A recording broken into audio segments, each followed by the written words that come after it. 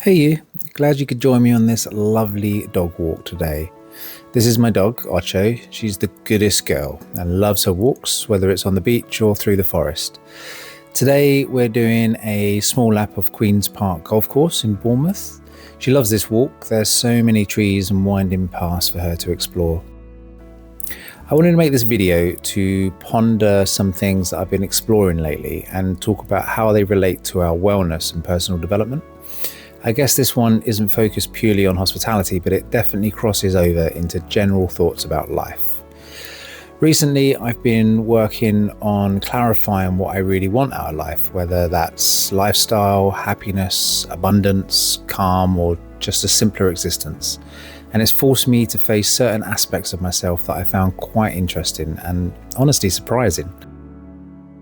I've been listening to a lot of people like Daniel Priestley and Joe Dispenza, and so many similar themes keep coming up that have got me thinking. We've been taught that in order to accomplish what we set out in life, we should work hard and trust the process, that everything that we've learned combined with the hard work that we put in will eventually lead us to where we want to be. We know we're trying to get somewhere, but we get so caught up in the day-to-day that we don't always think about it directly. We might have a job, and from time to time we think loosely about wanting abundance or a calmer life, but then we get distracted and carry on with daily routines without necessarily pointing our actions towards those outcomes.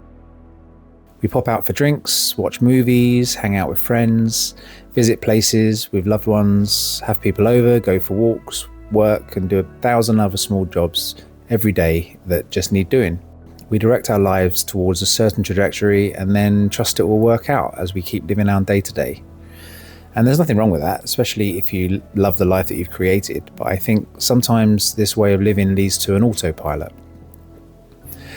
Then when you eventually pause and look at where you're headed, it can feel like you're no longer in control. Like all you can do is keep putting one foot in front of the other. And that's when jobs and life circumstances start to feel overwhelming and resentment can begin to set in. Once we feel like we're no longer in control of what's happening, like life is happening to us instead of with us, imposter syndrome starts to creep in. It can feel like we're constantly having to adjust just to keep up. Without that feeling of having your hand on the rudder, it can seem like both the destination and the journey are out of your control, and you're left wondering if that's even where you want to go. I've been thinking about this a lot lately, how if you combine that feeling with preformed views about the world, views shaped by upbringing or past experiences, it can lead to a deep sense of not deserving what it is you truly want. Almost like the path you're on has manifested itself simply because that's all you're worthy of. These feelings create a confusing dichotomy within us, a cycle of striving yet rejecting, wanting yet pushing away, which leads to unrest and dissatisfaction. Feelings of unworthiness seem to push away exactly what we're trying to attract. For example, if you're striving towards abundance, particularly wealth, but you grew up seeing rich people portrayed as lucky, selfish, or negative, that will leave a lasting impression on how you view wealth, even subconsciously. If your parents said things like, "Money doesn't grow on trees," or "What do you think I am, made of money?" Or if your friends see wealthy people as cheats or sneer at someone spending thousands on a handbag, those views seep in, even if it's subtle. It shapes how worthy you feel of receiving abundance yourself. I've noticed this in myself over the recent years. I've worked hard to create abundance and happiness in my life, but I often feel myself circling back to frustration, never quite getting there. Maybe it's because of how I viewed my dad when I was growing up. He was very unlucky in his successes, and that taught me somewhere deep down that wealth is temporary and largely down to luck. Or maybe his struggles created a belief that being unlucky is just part of who we are as a family. Add a few of my own unfortunate situations into the mix, and suddenly the back of my mind is saying, see, maybe this is just how it is for us.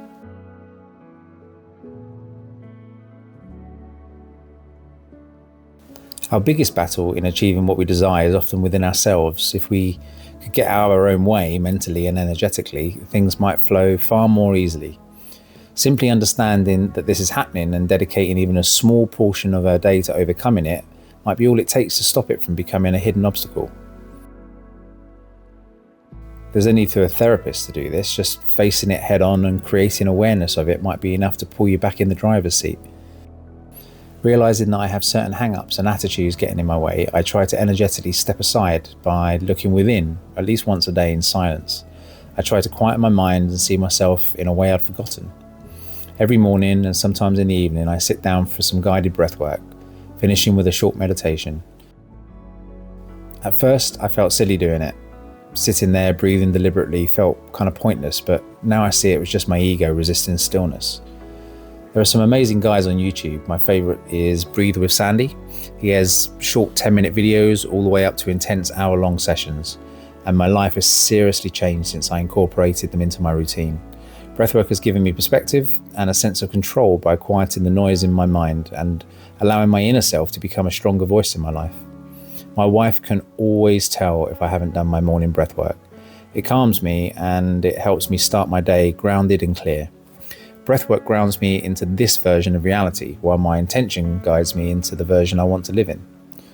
When I first started these sessions, it was mainly to give myself some me time and to help with the anxiety and mental health struggles that I was suffering. I've been doing it daily for about a year now, and while it still helps with the original reasons, I've noticed some other benefits too. One of those is the energetic state it creates in me and the perspective it gives on certain matters. Although I have mixed feelings about people's views on the law of attraction and manifestation, I can see the logic behind the idea that energy attracts like energy. That by putting yourself in a certain state, it can help you notice opportunities that might otherwise have passed you by.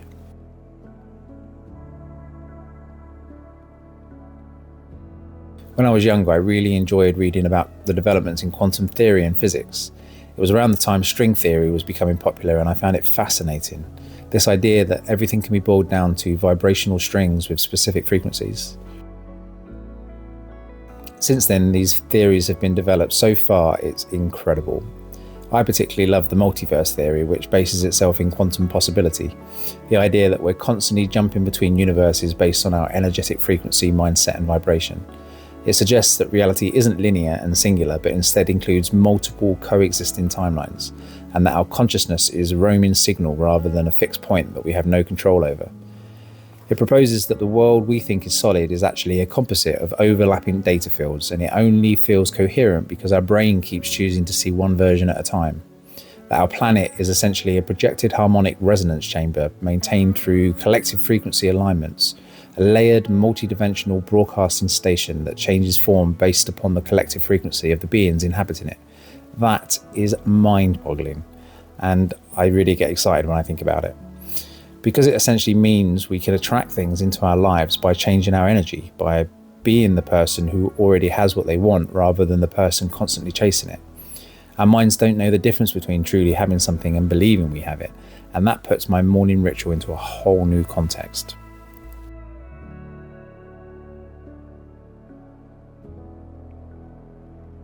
It means by quieting my mind and focusing my attention in the right way, I can leave myself far more open to new realities and opportunities. I love this way of thinking. Even if I don't fully understand it, it just resonates with me on a level that I just can't ignore. If there are infinite versions of you out there, isn't it wild that one who feels worthy already exists, and maybe it's just your job to align with them? Or even on a practical sense, if by performing these actions you start to believe you deserve something, if you believe it's entirely possible for you to have it, then the result of having it becomes something your mind understands and can experience, even before you fully obtain it. How could that not put you into a better position to actually get it?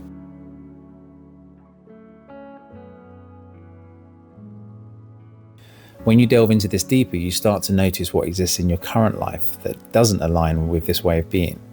The environments that you're in, the people you surround yourself with, the attitudes you entertain, the actions you take each day. I've come to realize that manifestation isn't just about getting what you want by focusing on it. It's about understanding the person you need to become in order to obtain what you want. Because going to the pub each week with the same group of people who constantly complain about those with money isn't going to help you increase your wealth.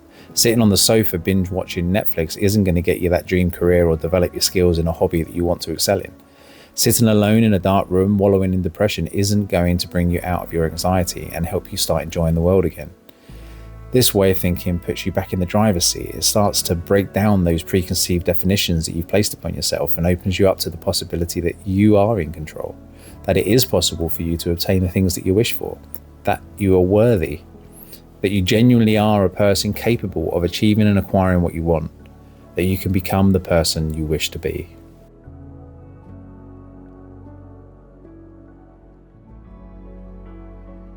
Whether you believe in multiverses, the law of attraction, or even just the benefits of breathwork, you can't deny that there is a link between feeling a certain way and being open to feeling different. When you look at the world in this way, you start to see how your mindset and energy shape everything around you. Look at Ocho right now. She isn't worrying about worthiness or the multiverse. She's just here. And maybe we need that too.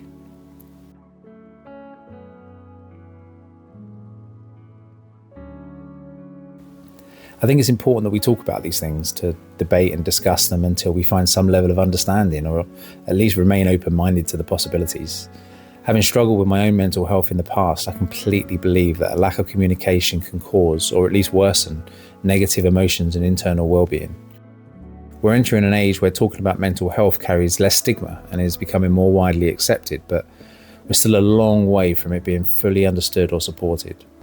By discussing these matters and exploring different ways to see the world, we never know who might hear something that they need to hear, who might take on an idea and use it to pull themselves out of the dark confines of their own mind. That's why I love working with hospitality leaders who struggle with these challenges. Seeing glimpses of the steps they're taking to find the way out just drives me. It gives me hope that they're on the journey to find balance in their lives, balance I so desperately fought for so long. Because when you're stuck in that stage of deep loneliness, it feels like absolutely no one understands where you are. That the place you're in is so specific, so uniquely painful that no one else could possibly relate. It's such an isolating place to be. You feel completely alone, even with loved ones around you. I remember sitting with friends feeling completely apathetic to our conversations, believing I was in a place that they couldn't even conceive of. It was horrible. It felt like the universe was intrinsically against me, but the truth is, many people feel similar things, they just don't speak up about it. The power of communication, combined with the routine of quieting your mind, can break down that wall of isolation and allow you to see a light through what otherwise feels like an impenetrable darkness. Sometimes just hearing someone acknowledge what you're going through and simply agreeing that it's shit is enough. Their empathy shows that you're not alone, that they've glimpsed into that void themselves and understand you don't need advice in that moment, just acknowledgement of the pain that you're tapped into. When you see this, when you understand that you're not isolated in what you're feeling, you can start to move forward because the universe isn't against you. I remember many years ago feeling imposter syndrome and thinking that everyone else had it together. It was such a stressful way of thinking, believing that you're intrinsically weaker than everyone else and that one day you'll be found out. I remember finally speaking about it to various people in my life and learning that others felt it too. Not only that, but almost everyone feels it. That was so empowering. Realizing that imposter syndrome isn't actually a sign of negative self-worth, but instead a sign that you're pushing yourself out of your comfort zone, that you're growing and challenging yourself, because if you never feel unsure, you're probably not moving forward. I've noticed that the people who get ahead the fastest and reach the highest are often those who acknowledge this feeling, but keep going anyway. They push through, knowing it will lead to greater and more satisfying results. Understanding this shifted so much for me, realizing that I don't have to let imposter syndrome dictate the opinion of myself, that I can use it positively instead. It's been so powerful for me. It's a trait that everyone experiences, and I can either let it overcome me or I can use it for good.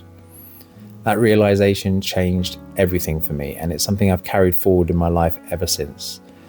So as I come to the end of this dog walk and this monumental rant of pondering metaphysical and spiritual thinking, I want to reiterate a few things that have come out of these reflections. You are not a fraud. It's okay to feel unworthy or like an imposter, but that doesn't make it true. So when you feel like an imposter, remember, it's just another way your mind is telling you that you're expanding. The world is not against you, and there are simple, enjoyable things you can do to get through what you're going through or to get where you want to go. Quiet your mind. Surround yourself with people and situations that inspire you. Try breathing. not just to fill your lungs through the day, but real, mindful, deliberate breathing. I can't tell you how much incorporating this into my mornings has changed who I am and the way that I see the world. You're not alone, and you never will be. You can choose to fill your life with beautiful people who listen and remind you of how special you are and how much potential you carry within you to move forward in this life. All I really want is a life that feels calm, abundant, and simple. And maybe that starts by remembering I'm worthy of it. You can do the same by realizing you're worthy too. If you're struggling, or if you want to reach out, feel free to leave a comment or send me a DM. I'd love to hear from you. And if you'd like to see more of these videos with my rambling thoughts, let me know in the comments and I'll make some more. I walk Ocho in all sorts of places, and who knows, I might even get better at keeping the camera straight. Anyway, I hope you enjoyed today's walk, and remember, you matter too, don't forget that.